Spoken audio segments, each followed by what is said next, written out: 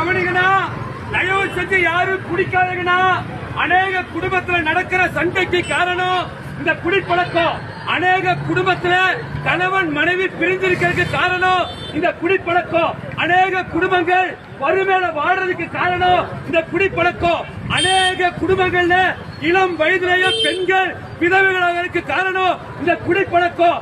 அநேக சாலை விபத்துகள் நடக்கிறதுக்கு காரணம் இந்த குடிப்பழக்கம். தயவு செஞ்சு யாரும் குடிக்காதீங்கன்னா. இந்த குடிப்பழக்கத்திலிருந்து வெளிவரணும்னா இயேசுவை நோக்கி பாருங்க. இந்த பாவத்திலிருந்து விடுதலையாக இயேசு உங்களுக்கு உதவி செய்வார். இயேசு இன்னைக்கு உயிரோடு இருக்கிறார்னா தயவு செஞ்சு யாரும் குடிக்காதீங்க.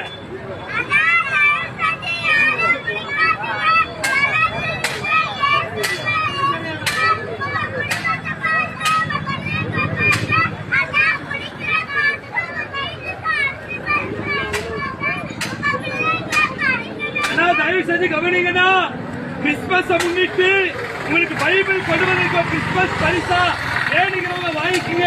இயேசு உங்களுக்கு விடுதலை கொடுப்பார். அண்ணா வாங்கிக்கலாம்.